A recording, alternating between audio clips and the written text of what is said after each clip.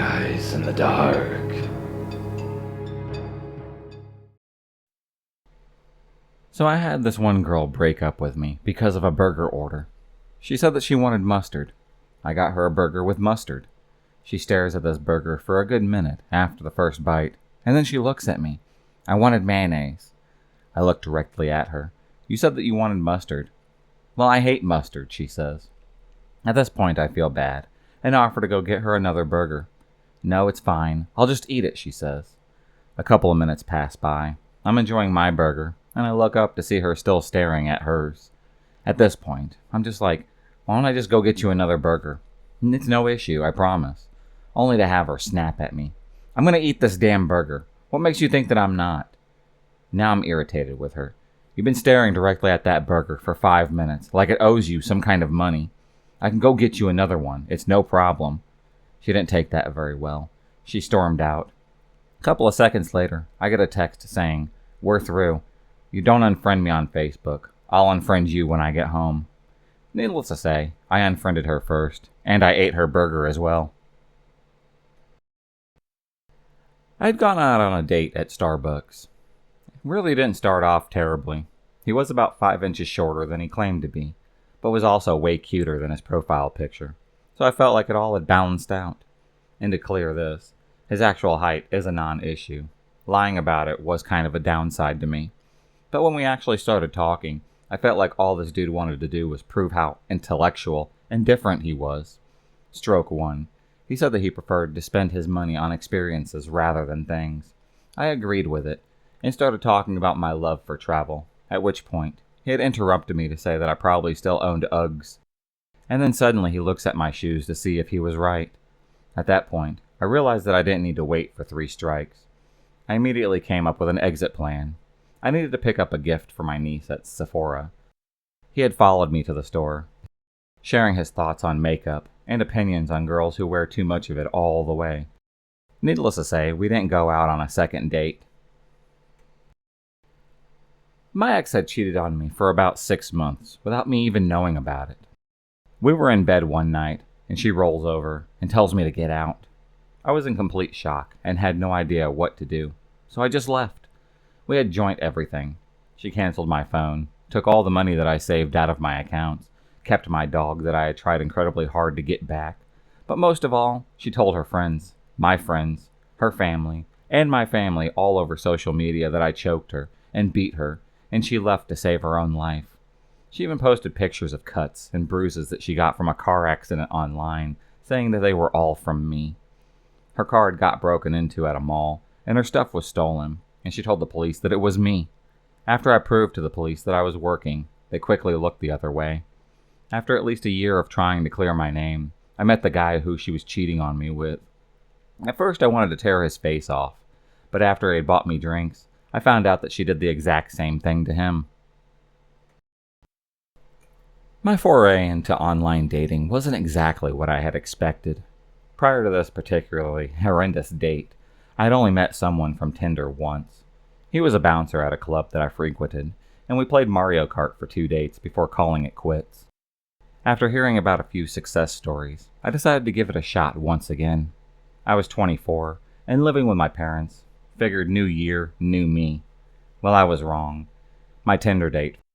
First of all, they showed up at our date spot at Timothy's Cafe, unfashionably 30 minutes late. Then he proceeded to tell me about his anti-sex Catholicing upbringing, his desire for a homemaking wife, and his penchant for feet. I'm not one to judge people for their fetishes, but correct me if I'm wrong, this definitely wasn't a first date talking point. The date had ended with a somewhat unwanted sloppy kiss besides my parents' van in the parking lot, and a strong desire to never see this human being ever again. Turns out that he had other plans, though. I'd let it slip where I worked, which was a fair distance from where I'd met him and where he had lived. A week later, he appears at my place of employment for a, wait for it, interview. He reached a whole new level of creep. Once he had gotten hired, I requested shift times that did not overlap with his. Eventually, he had got fired for harassing a client, which I warned my boss about at the time. I hate to tell you I told you so, but, well, just kidding. I absolutely love it. My ex-girlfriend had decided to stop by for a visit. I had just eaten enough Chinese food at a buffet to be near passed out. I was lying on the blow-up mattress, and I heard her growl, "You son of a bitch!" And suddenly, boom, she punched me in the teeth. I asked her what the fuck her problem was. At this point, I was broke, so I didn't have any furniture. Everything was neatly placed in my room, including all of my condoms.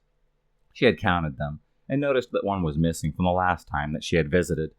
I scrambled up, and she spit in my face. I told her to just leave, and walked to the door. Then she opened up the cabinet, took out the toaster oven, and she threw it at the side of my head. My head was ringing. Glass was all over the floor from the broken oven door. Blood is trickling down my head. I was panicked. I didn't want to hurt her, but she had to leave immediately. I told her that I would call the cops if she didn't leave at once. The whole time in between assaulting me, she was frantically glancing around the room for any other signs that I was cheating, even though I was single. And for stuff to assault me with, of course. I opened up the door to encourage her exit, and she started screaming at me. She said that she'd get everyone in the neighborhood thinking that I was assaulting her. I pleaded with her to please just leave. She started tearing into the bare skin of my chest with her nails, grabbing, pinching, and pulling at me. I forced her out of the door, and then I locked it. She started bashing at the windows. Finally, she had gotten in her car, and she left. I had slid to the floor and called my parents. I was in complete shock, and I was sobbing. I hadn't experienced that kind of crazy in my life before. She had just attacked me in a fit of rage. I didn't want to hit her back. I just wanted to be left alone. This whole experience had me wondering about the mental problems that she has had, and that she was hiding the entire time that we were together. I was so afraid that she would do something crazy, like wreck her car to go and get revenge on me, or hurt my dog, or even call the police with a fake story.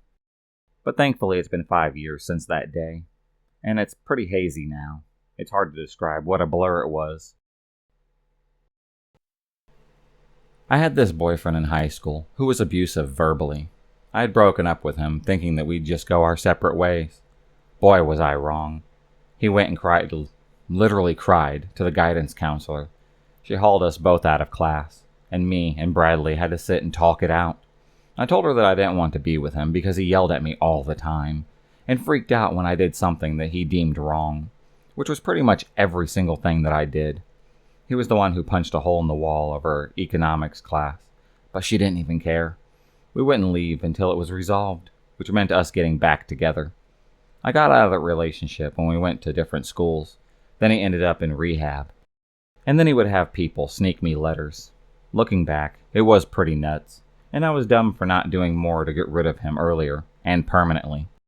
But I guess you live and you learn, right? So my high school girlfriend told me that she had cancer after our very first date. She told me not to tell anyone, and that her parents got really upset if it was mentioned, so not to talk about it with anyone.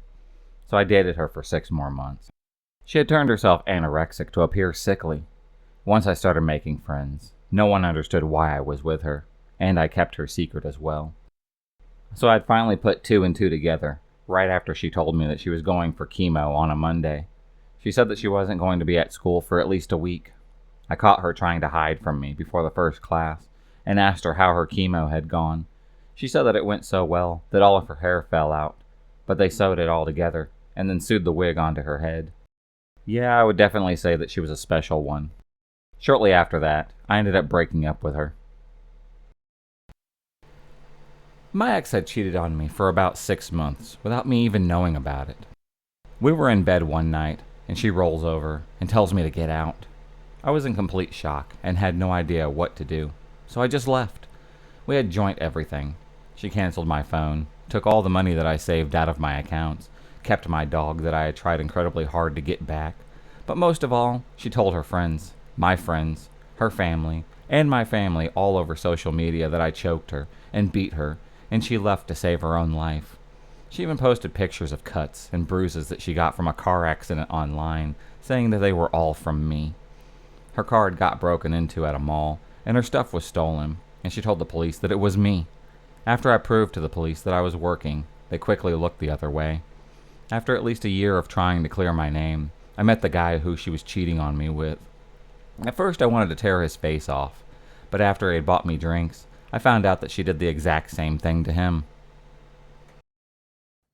If you enjoyed this video, please subscribe, like, and hit the bell for notifications on future videos, and become a stalker of the night.